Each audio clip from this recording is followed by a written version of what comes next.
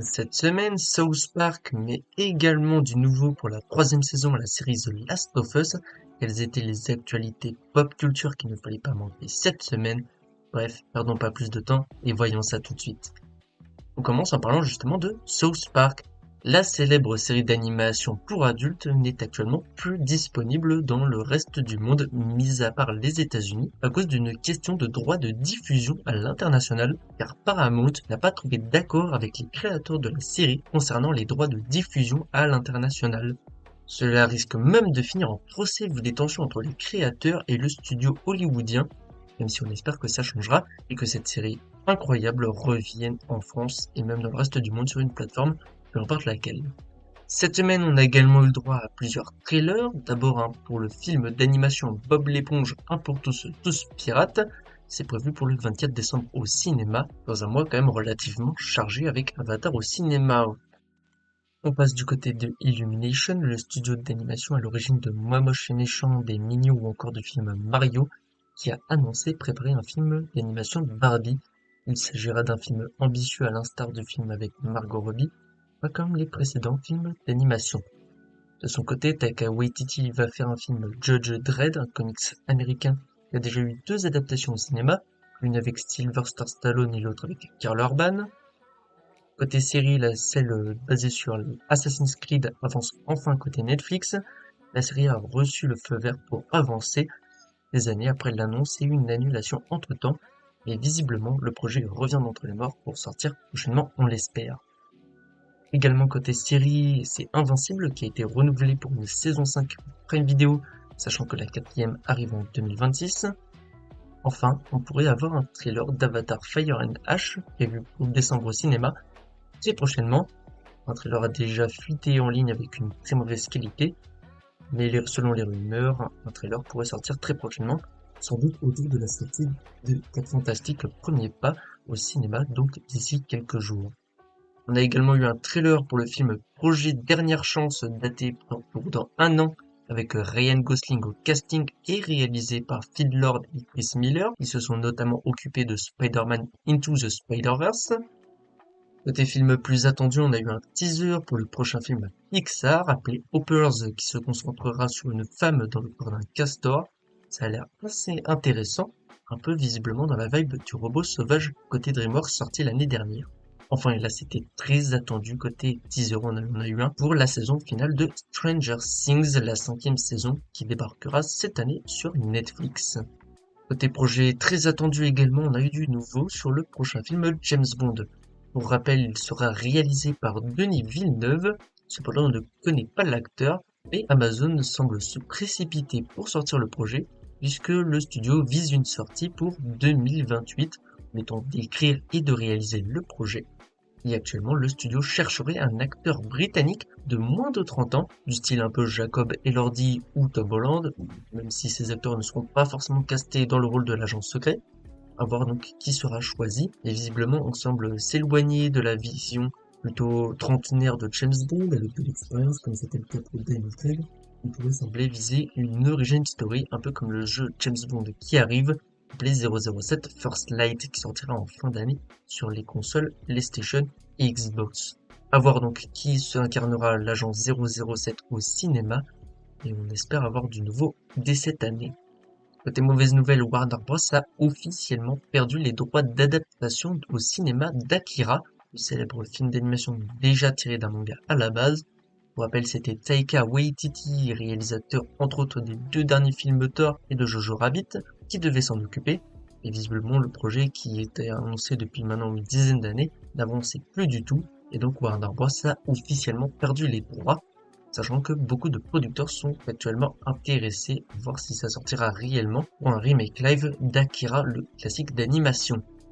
On a parlé Warner Bros, on passe côté Disney qui a annoncé une suite au remake de Lilo et Stitch.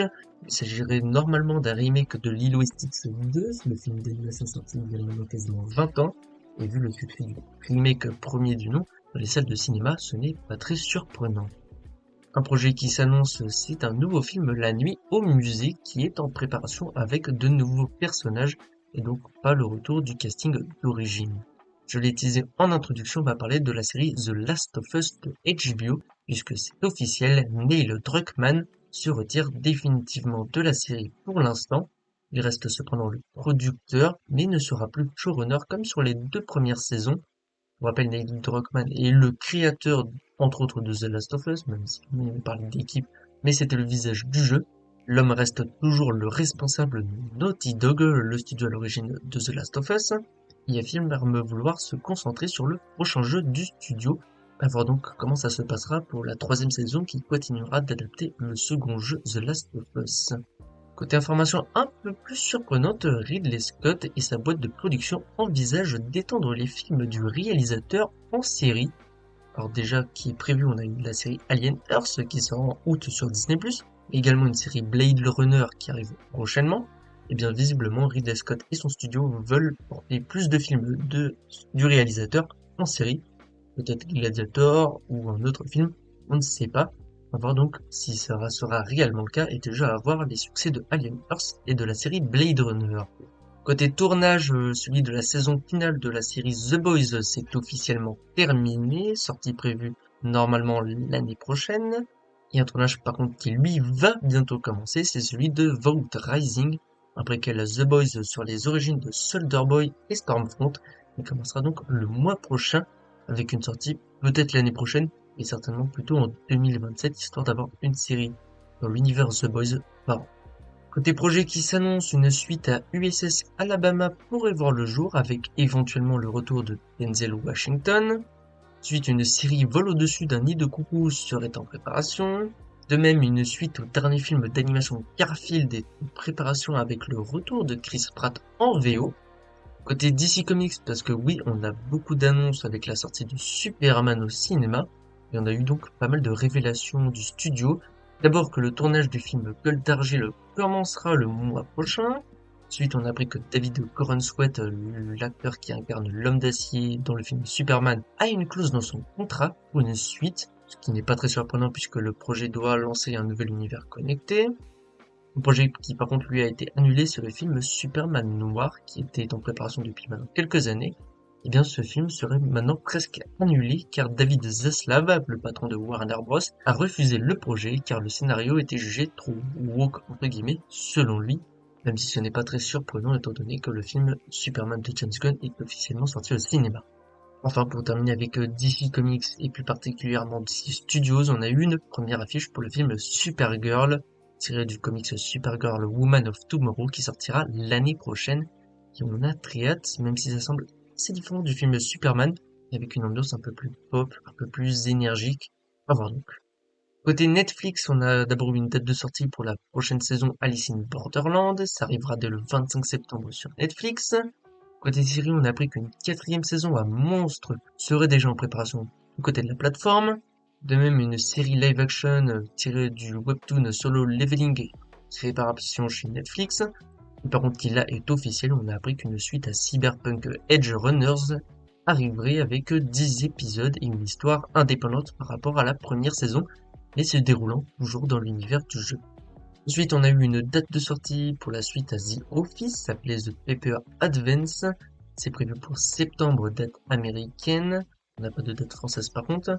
Et visiblement, ça sera sur ceux qui se sont occupés du reportage dans la série de base qui cherchent un nouveau sujet. Rendez-vous donc en septembre, on l'espère en France. Un film qui sortira par contre lui qu'en 2026 et même fin 2026, c'est Dune 3 qui trouve officiellement un nom. Ça s'appellera Dune Partie 3, tout simplement, et non Dune Messia comme on pouvait l'espérer, par rapport au nom du bouquin dans lequel le film sera tiré.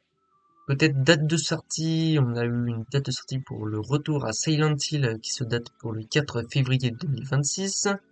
Côté également film d'horreur, Evil Dead Burn est daté pour le 22 juillet 2026 également. Et côté Resident Evil, le nouveau film se date pour le 16 septembre 2026. Grosse année côté film d'horreur. Et justement, on a eu du nouveau pour ce film puisque le réalisateur a donné une interview et a parlé du projet. Il s'est dit grand fan du jeu et de la franchise, même s'il faut quand même se méfier de ça puisque les anciens réalisateurs étaient également des fans autoproclamés. Cependant, le réalisateur a dit vouloir se séparer des jeux pour proposer quelque chose de nouveau tout en gardant les principes de la franchise. À voir donc, sachant que les précédents films Resident Evil n'étaient pas forcément de très grande qualité.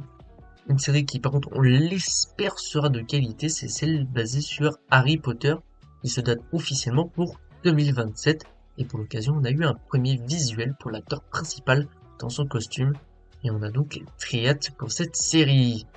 Enfin, pour terminer avec les actualités pop culture, on passe du côté de Nintendo, mais non pas côté jeux vidéo, mais côté cinéma, puisqu'il y a eu pas mal d'annonces. D'abord que Nintendo et Universal ont déposé un copyright pour un film Donkey Kong, sachant que la suite à Mario Bros se sortira dans un peu moins d'un an. On va pas avoir un film sur le gorille après ce film Mario, étant donné la période. Le personnage était déjà largement mis en avant de premier opus. Maintenant, il a un nouveau jeu sur Switch 2 appelé Donkey Kong Bonanza. Donc ce ne serait pas très surprenant de voir un spin-off basé sur Donkey Kong. On a donc hâte de voir si ça sera réellement le cas. Un film par contre qui lui sortira bel et bien, du moins on l'espère, c'est le live action The Legend of Zelda, qui est prévu pour mai 2027 au cinéma. Eh bien on a eu du casting, c'est Shigeru Miyamoto qui a donné les noms, puisque oui c'est officiel, Bo Ragazon sera Zelda et Benjamin Evan Ainsworth sera Link dans ce film live action.